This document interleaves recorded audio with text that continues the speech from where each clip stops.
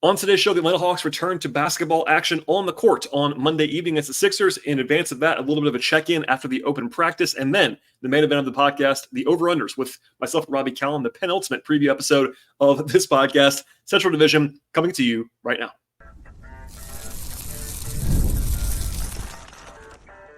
You are Locked On Hawks, your daily Atlanta Hawks podcast, part of the Locked On Podcast Network.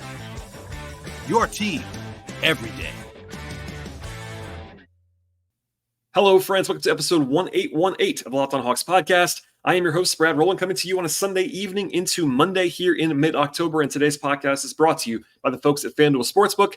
And you can begin the season with a big return at FanDuel Sportsbook. Place your first $5 bet and get started with $200 in bonus bets guaranteed. Visit FanDuel.com to get started. I also want to tell you at the top of the podcast to make us your first listen each and every day here at Locked On Hawks, and check us out and subscribe to the show anywhere you happen to find your podcasts. We are on Apple and Spotify and Amazon Music and Overcast, all those places on the audio side. And then we're also on YouTube. Please like this episode as you are watching it on that platform. Leave your favorite comments, as well as telling your friends and subscribing to the show. And this is actually our second podcast in a couple of hours. I dropped the Atlantic Division just a few hours ago on Sunday in kind of bonus fashion with myself and Robby Kalland. And then this is actually a follow-up to that on the Central Division that we'll get to in just a second. But first, I should tell you that I was actually in attendance today on this Sunday afternoon at the Hawks Open Practice, the annual Open Practice at State Farm Arena. And quite honestly, I shouldn't lie to you about this. It yielded absolutely nothing of basketball value. The Hawks have done different formats of that event in recent years, let's say, and this was probably the least informative ever. It was basically a few different contests. There was no live basketball action, et cetera, et cetera. So sorry about that, but there it is what it is. Nothing to pass along from that. I should also say, though, as I'm recording this on Sunday evening into Monday, the Hawks play a game at home on Monday against Philadelphia. That is their second and final home game in the exhibition run. And then they go on the road on Wednesday and Thursday. Wednesday's the makeup game in Miami after the postponement last week. And then OKC on Thursday. So 3 more games in 4 days as you're listening to this podcast. And by the way, no Joel Embiid for the Sixers on Monday. It doesn't really matter necessarily. It's not about winning and losing in the exhibition schedule, but still also TBD for the Hawks. Obviously, Quinn Snyder is not going to be divulging much of anything in advance of these games, so please stay tuned. I'll be giving live updates on social media on Monday evening from the building in Atlanta, as well as on my Patreon at patreon.com/BTRowland. But anyway, in the meantime, we'll see who plays in that one. Okongwu, TBD on that. If Bogey makes his debut, this preseason schedule, etc. And again, 3 games in 4 nights, so plenty to get to on the show. And as always, wall-to-wall coverage heading into the season. Now, with that said, the rest of this episode will actually be myself and Robby Kalland talking about the Central Division. Again, I posted the Atlantic earlier today. This is the 5th of 6 divisions. We held the Southeast for the end, as you might imagine, given the Hawks are part of that division. But always relevant to talk to Robby. We try to kind of tie things back to the Hawks throughout these discussions. And Central Division, of course, Milwaukee at the top, all the way down to the bottom, and some interesting stuff at the bottom of this division, actually. So anyway, no more preamble from me. There's the Hawks update. And again, I'll have a new episode after the game on Monday. And from here, it's just Central Division. So stay tuned. Here we go with more over-unders with myself and Robby. I'm joined again by my friend Robby Kalland to continue our over-under series. Robby, we're at the Eastern Conference, finally, the more relevant conference for the Atlanta Hawks. How are you? I'm doing great. Ready to get into it. East is interesting this year. I think every last 3 or 4 years, I feel like it's progressively gotten a little more intriguing in terms of not just kind of there's a little more depth of like legit kind of like that top 6 conversation. I think you have probably 7 teams in there that really feel like they're part of it. And then, at the very top, obviously Boston exists, but I think this year probably feels like there's more legitimate threats at the top than we've had in the East in some time. Yeah, we'll get into it. There is a kind of like, we said in terms of the betting market, that like cleared a line of delineation. It's kind of around the Hawks, actually. Like the Hawks are kind of the one team in their own mini tier right now, as we'll talk about later on when we get to the Southeast. They're 8 ahead of them, and there are clearly a bunch of teams below them, and we'll get to it. But today, at least on this episode, is the Central Division, which is headlined by the Milwaukee Bucks. Milwaukee is the top team in that division by the projections. They're at 50.5 wins. According to FanDuel, right now, they won 49 last year. They made a coaching change in the middle of last season after a thoroughly bizarre Adrian Griffin era Didn't like overhaul the roster, but they did add a bunch of guys that I like. Headlined by DeLon Wright, of course, my guy. Gary Trent Jr. They bring in the much criticized Taurean Prince from last year with regard to the Lakers, and they didn't lose that much. I mean, guys but like not a ton of production from last year other than Malik Beasley. What do you make of this? Because it's like, all right, the Bucks are the same in some ways, but they're also very clearly not. So I actually just don't know what to make of Milwaukee in general. I still kind of buy it, but what do you think? Yeah, I mean, they were a little banged up last year. Obviously a lot of weirdness around that team. They played well under Adrian Griffin in terms of record, but obviously nobody was happy. Doc comes in. It wasn't great. Like they were like sub 500 with Doc or whatever. Like it didn't work really well in terms of record, but they also had injuries and like they get to the playoffs and Giannis is out. And by the end, all their guys are out of that Indiana series. And so it's like, how much do you put stock into all that, everything that's going on? I have a lean over on my list here for the Bucks simply because I still believe there's a really, really good team here.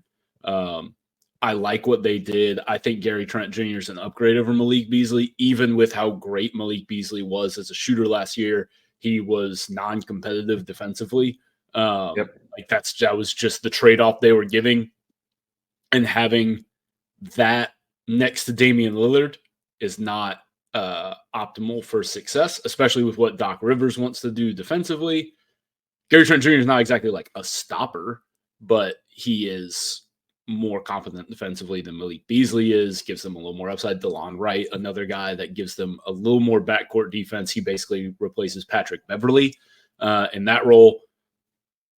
I think they got a little more balance. I think they have a little better like lineup versatility. I think they were really pigeonholed in terms of you can either go offense or you can go defense. And I think they can create a little more floor balance with the group that they have now. I also just think another year of Dame and Giannis together has the chance to, there's really a lot more they can be together. Last year I never felt like it clicked. Like in totality, you'd see moments, you'd see flashes. There were games where the Bucks were just great, but it never seemed like they really were fully comfortable with each other. And maybe they never get there, and that's obviously a potential problem if you're taking me over here, is like maybe they just never get on the same page. It's just they can't figure it out. But I just think those two guys are too good and too smart as basketball players not to get it together. And some of that was they were in and out of the lineup last year. And a full off season with Doc, with what Doc's asking them to do. I lean over here. Obviously, you need Chris Middleton to be on the floor some. That's always a concern at this point because he's just had knee issues for a while now. But I just think Dame and Giannis can be much better than they were together in terms of complementing each other. And if they can do that, I think this is maybe an undervalued team in terms of, I think people are kind of putting them fourth in the East behind New York and Philly and obviously Boston. And I think they can be much closer to that New York Philly tier at their best. Yeah. No, we agree there. And, there are some age concerns. I think as long as Brook Lopez holds up, they'll be fine. You mentioned Middleton, but just to say this, like I am also lean over on the Bucks. I would be a bet over if Middleton wasn't currently hurt. Like, he's coming off of last year. He was banged up. He's slow to ramp up this year. Like we don't know what he's going to be. Yeah. If I was confident he could be healthy-ish, I would be playing the over because before last year, they won 50 plus 5 straight seasons. So like, it's not like this is a very easy baseline for them to reach if they are there. And for all of Doc's Docness, Doc is a proven regular season coach. Like there's some playoff questions there, but like he wins games. He just does. So I think that upgrade with a full off season, full camp, I kind of buy that. So I would definitely not play the under. I lean over closer to bet than even not playing it. Just I'm not if Middleton's like the swing thing for me. But I also I know that a lot of thing is kind of a bit for me, but he really helps. And Trent Jr., I agree with you strongly, is better than Malik Beasley. And Prince is better than Trent. And the corpse of Jay Crowder, all due respect, Jay Crowder is kind of cooked at this point. He used to be very good. Yep. He played like 1,000 minutes with them last year, and Troy Prince is better than him in 2024. Yep. So, And I think they're also a team that probably, if they make any moves, like they improve themselves. If they they're gonna buy for sure. Bobby Portis, Pat Connaughton, like any of those guys could be. They're not selling. They're not. I mean, unless something happens to Giannis or Dame, I'm knocking on wood, like in serious fashion. They're not. They wouldn't consider. Even in that they probably wouldn't sell. So, yeah, at least a lean over on Milwaukee.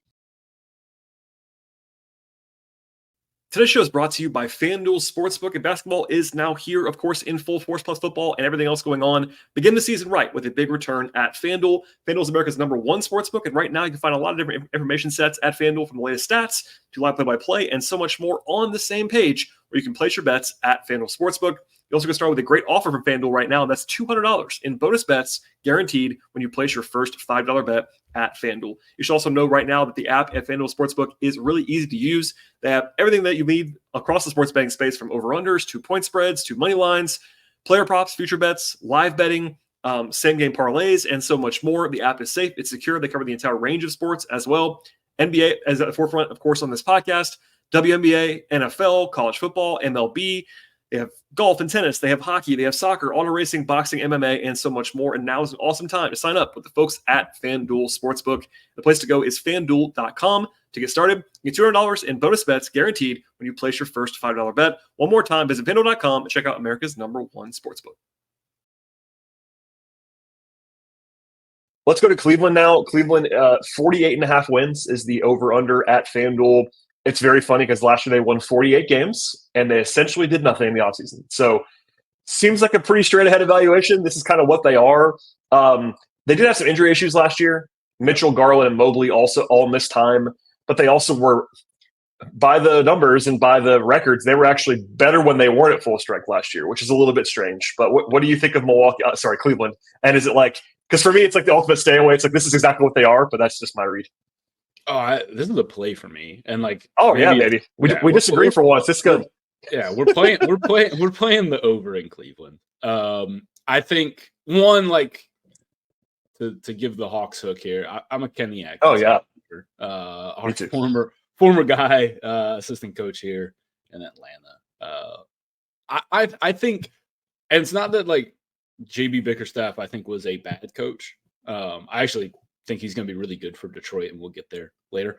I think it was clear that he did not have any new ideas for what to do with this team and what to do with particularly that core four. And I think they just could use some new ideas, a way to kind of get more out of Mobley, get more out of Garland. And like finding a way to do that without taking away too much from Allen and too much from Mitchell. But it was pretty clear that you had two guys that kind of thrived under JB, and that was Donovan and that was Jarrett.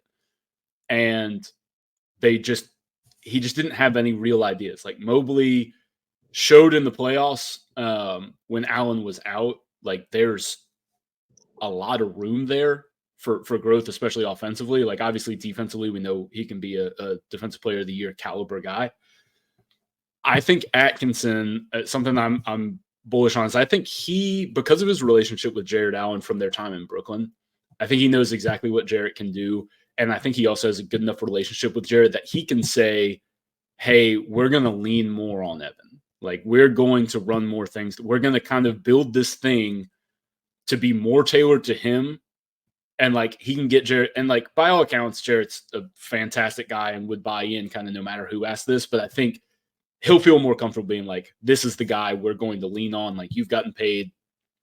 We're going to kind of run more things through him. We're going to get him more involved because that opens our ceiling up as a team more. And then Garland last year was never the same after the face injury. Yeah. Like he was just off the entire season. I think, by the way, I think Chris Spudo reported that he was down to like 170 pounds during last season because he couldn't eat, which is like, that's like high school weight. Like no one weighs that in the NBA. I think he's going to bounce back and have a good year. Like, I don't know if he's an all-star. Like, I probably not, just because, and that's partially because East guards are better now. He kind of made that all-star team when the East was a little down. He probably, with respect, he's probably not ever been an all-star level player. Yeah. He just kind of got one. And it was also a Cleveland year, so Yeah. But anyway, I think I just see this Cleveland team as you mentioned, it was 48 wins in a year where a lot of things went wrong. And like, I just think there's kind of a baseline of competency that puts them in the mid to high 40s. And I do see 50 plus win potential. And so that's why it's a play for me. It's like, I think worst case, and this happened last year, I had the over on them, I think at 49.5, and they almost hit it. And that was with a whole lot of worst case stuff going on. I just feel like worst case, you're going to be in the hunt till the very end if you take the over. And like that to me is kind of where I end up when I'm trying to decide whether to play something or whether not to. Yeah, I think if you made me pick it, I would pick the over. And I'm with you on what you said. Like, I trust Kenny. The only thing that every time I got to where I was like kind of buying it more, I think their defense, and it's not that Kenny can't coach defense, but Bickerstaff seemed to like always lean defense with like every move he did. And like they were good defensively last year, and they're gonna be good again, I think, but like maybe they get a little better offensively and a little worse defensively and kind of end up in the same place if it's possible to me. And also, like, I don't know, for whatever reason, something in me just won't allow me to buy Cleveland. It's not quite to the Miami level where I'm like screaming that I don't buy it, but like they're good. I mean, the top four is real guys. Maybe it's that they don't have. It's probably that I'm a little bit lower on Donovan than everybody else seems to be, which is a different discussion. But no, they're good. I believe they're going to be good. I think I would probably have them for like 48 or 49 wins, which is exactly where they are. So I wouldn't play it, but I would lean over if you made me choose. So we're kind of aligned on that one. The other good team in the Central, at least by the projections, because there are two bad teams as well that we'll get to in a second, is the Indiana Pacers, who, as we're recording this, I just saw in person on a couple of days ago when they played the Hawks. 46.5 is the number there. They won 47 last year, so exactly where they would be again this year. They do get a full season now of Pascal Siakam. He did come over earlier than people remember last year. Like he played like 40-something games for them, so it wasn't like that was a super late addition. But they also didn't do that much in offseason either. Like they add Jim Wiseman, who started at center on Tuesday when I saw them.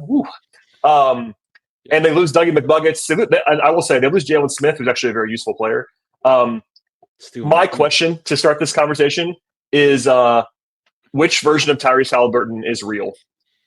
Is it the first month and a half where he was like out of his mind, or is it the post-injury, which it's not that, because like he was obviously visibly hurt for part of the second half of the season, but like I never bought the first month and a half being the real version because it was just like kind of unsustainable for me. Yeah. But what do you think of that as the baseline, and then we'll kind of talk about what they are. Yeah, I mean, like, as is usually the case, I think the truth is somewhere in the middle ground. Like I think he's still very, I mean, he's posted 20 and 10 back-to-back years on pretty good efficiency. Like I don't think I believe that. That's real. I believe that is who he is. He's like a 20 and 10 guy. He can probably shoot right around 40% from three. Like when it was kind of all like he came out of the gates shooting like almost 50%. Like it was insane. Yeah, it was dumb. He was making everything. Like that's not what I don't think that's what he is. I think my concerns for Tyrese aren't necessarily regular season concerns, but like he was also good. He was good in the playoffs. I think Pascal was better in the playoffs. I think it was pretty clear that come playoff time, their best player was Pascal. And who actually, I'll say this, my opinion of Pascal changed far more than my opinion of Tyrese last year. I agree. I was super impressed with Siakam, and I was like, oh, maybe it was just Toronto, which we'll get to. We'll get that. We'll get to eventually. But with regards to that, like I have leaned over on the Pacers. I'm done trying to predict the Pacers downfall. Done it for a while. I just think this is a good team. Siakam impressed me. The reason it's not a play is their center depth is a catastrophe.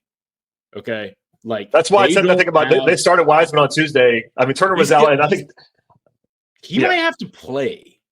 And I think he's their backup center. I mean, they have Isaiah Jackson too, but Isaiah Jackson's kind of a hybrid. But he's not a full on center for them. Which maybe they just don't roll with a real center much at all. Maybe. But like if Miles Turner gets hurt at all, they're in deep trouble. Agreed. No matter because they just won't have rim protection. Because that's the other thing. It's like it's not like Wiseman's like an elite rim defender. No, it would be more of like guys who, it'd be more of Toppin who can't defend respectfully. That's what I'm saying. I think of something, I think they just kind of lean into the offense thing with the bench unit. But yeah, like they don't like losing Jalen Smith is sneakily huge for them because he was really good last year. Like he was offensively, he knocked down threes. Defensively, he was just like a guy you could trust to protect the rim some. Like he's not a terror at the rim. Like you're not like, oh, we can't go inside because Jalen Smith is there. But like he was, he was solid. Like he gave them competent backup center minutes, and they don't have anybody. Like I think you're going to see, like you said, a lot of Toppin. Like certain teams, you might see Pascal at the 5. Like they're going to do a bunch of stuff that leans offense. I think the offense is going to be great again. You're going to have a top 3 group probably offensively as long as the key guys are healthy. I think getting Mathurin back, I think that was kind of sneaky get back. He was good last year. He kind of was the forgotten man because he wasn't part of that playoff run. If Nembhard is just what he was in the like close to what he was in the playoffs, like that's an upgrade from what they were getting for some of the year. There's a lot there, but man, the center thing just keeps me from being willing to even consider playing this. Yeah, I mean, I'm still skeptical of Indiana, but my version of what you said about like not doing it again is that I will just lean under instead of giving out the under. That's my version of the same principle you just gave out. Like I still don't fully believe it. I think the book is going to be out a little bit more this year than it was last year, but Siakam for full season really helps. He's really, really, really good. That helps them. And I think some of the regression from some guys will be buoyed by that. But the depth part and the defense is really like, it's not good, man. I understand that it may not matter. There'll be a lot of nights. Look, they killed the Hawks 4 times last year. They absolutely killed them. There are teams that just cannot prepare and handle the Pacers, and that will give them wins. Yep. So like, I don't think they're going to win like 35 games suddenly, unless something happens to Halliburton. That's the other thing. If Halliburton goes down, they do have Nembhard and McConnell. That's helpful to raise your floor. Yeah. But if he misses 30 games, like they're not going to be going over this number. So, I lean under, but not enough to play it because I respect it more, even if I don't fully believe it. And last year, look, the conference finals run, I don't believe that's real. I just don't. But it doesn't have to be. But for the regular season, I guess maybe I'm just like, I'm now. No, I think most people are going to be where you are. I think this is about right. Like if they won 47-48, like, and part of it is because I see a pretty sizable, I think we'll get there. But basically all the teams that are going to be bad in the East, I think are going to be spectacularely bad. And there's just going to be wins. Yeah, and also Indiana is like predisposed to flogging those teams. Like they're going to be this is a regular. I mean, as funny as it is for a team that just made the conference finals, this is a regular season team, like very 100%, clearly. 100%. So we were on the same page for the most part there.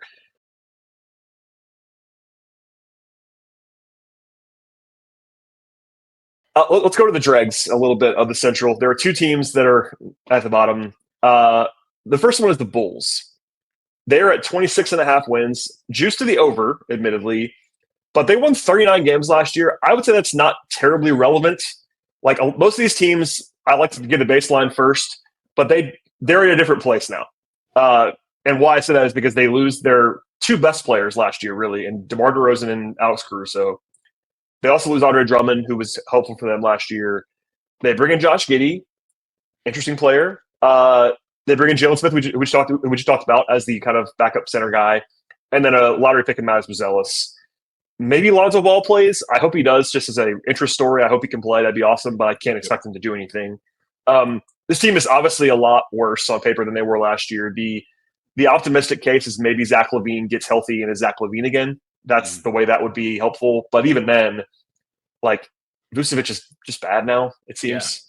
Yeah. Kobe White's good. Like they still have some talent. They're not as bad talent-wise as some of these other bad teams, but it seems like, and I don't want to fall into the trap the Bulls might lay, that they might actually be willing to kind of lean into the void a little bit here, lose some games, and more strongly rebuild after this summer. Yeah, I have a lean under, but it's pretty much a firm stay away because I don't trust ownership to go buy in on what they should do. They kind of did it, but not far enough so far. It's one of those things where it's like they need to just get rid of some of these vets and just lean on the young guys. Like that's where they should, because they have like Kobe White had a phenomenal year last year when Zach LaVine went down. He was great. Ayo Dosunmu was good. Like he was full stop good, and I think he can be a little bit more than he even showed last year.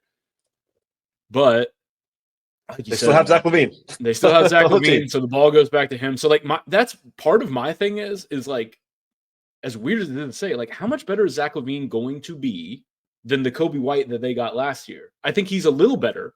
Yeah. But I don't think it's like leaps and bounds better. Kobe White was phenomenal. And I think I think the general consensus is going too far on Zach. Like there's this idea that he's like unplayable or something. Well, that's like, dumb. Which is ridiculous. Like he's still a good player. He's not kind of like what we talked about with Darius, like his all-star.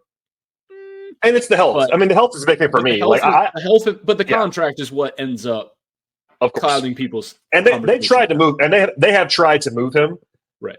So maybe that's a good data point if you want to stretch it that way in their favor, is that they kind of realize like they kind of need to move off that contract. Yeah. But they haven't been willing to pay to get off of it, so they're not quite in that place where. And he's going to play. I mean, if you're LaVine, if you're healthy.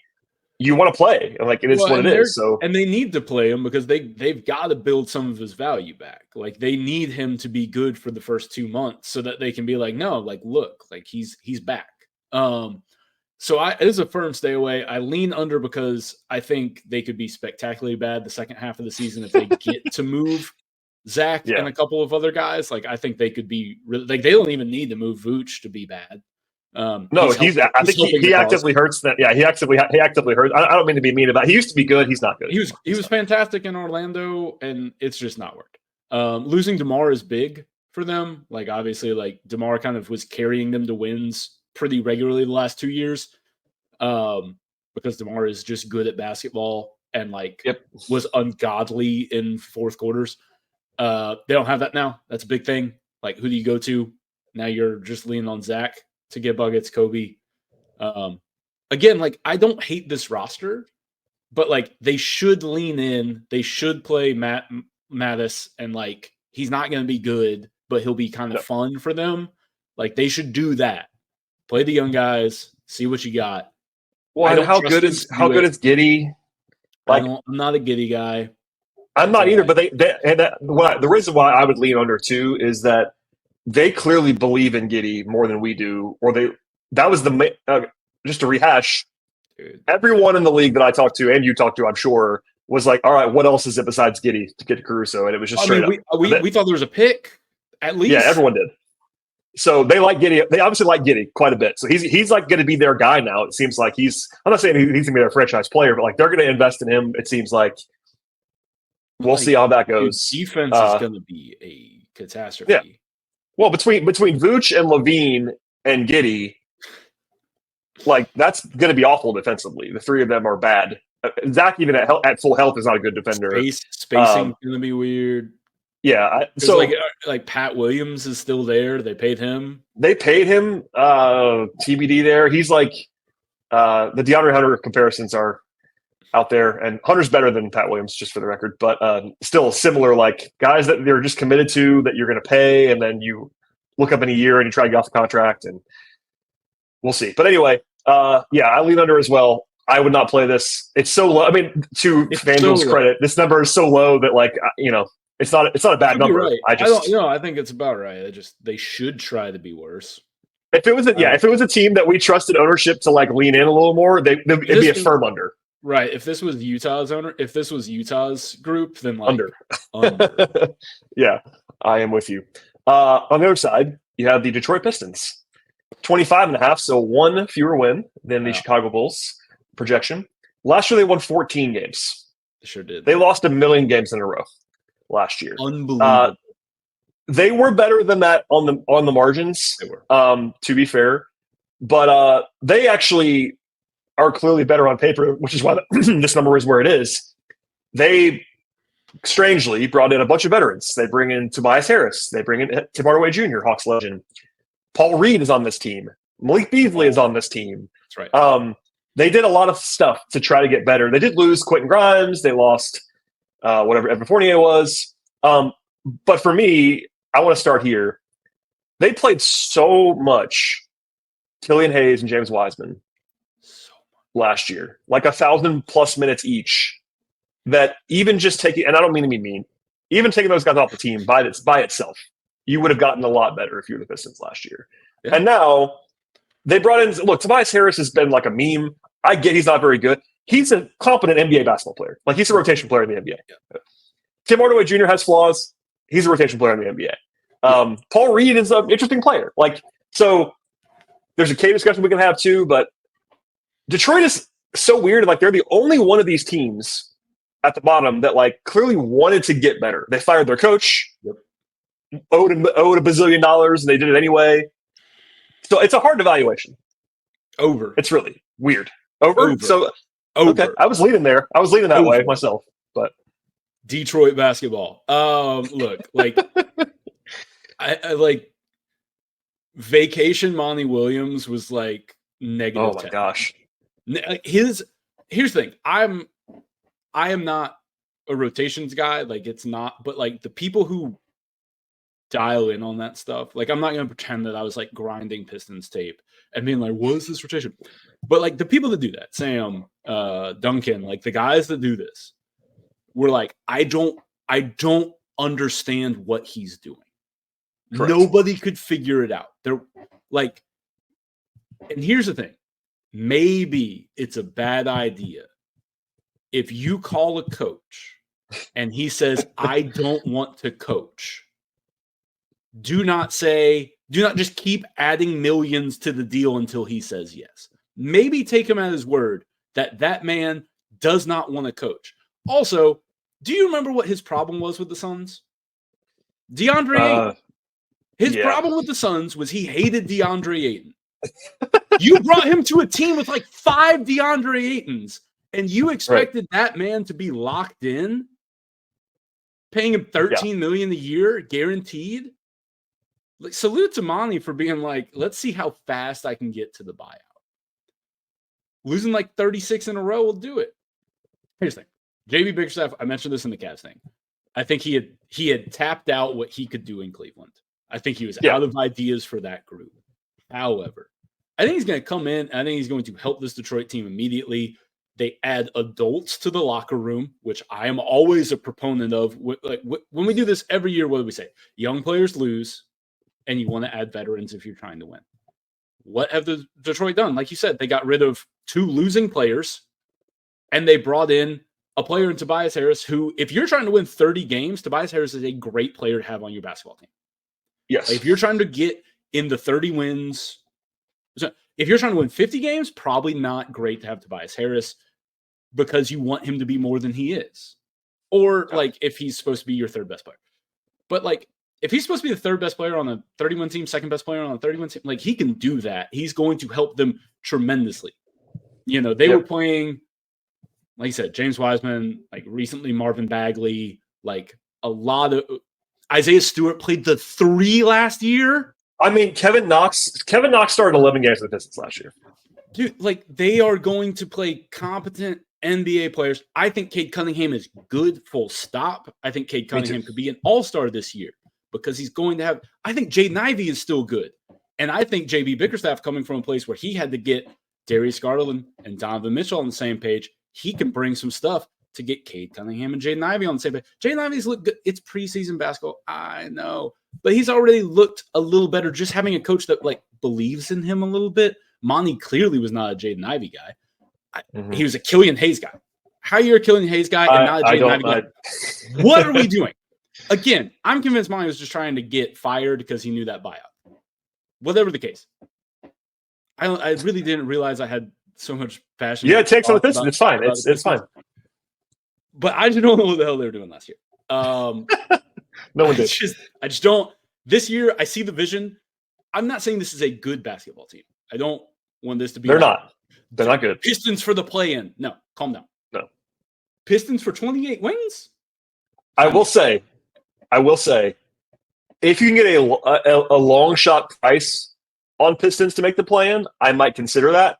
only because how bad it is from below the Hawks. That's like true.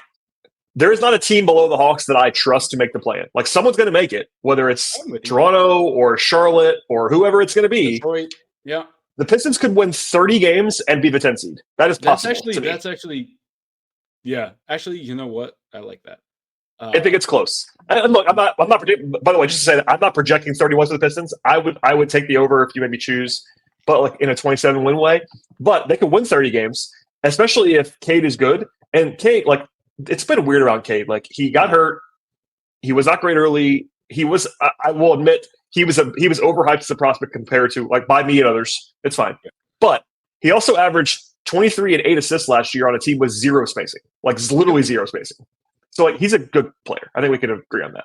So yeah, I would be.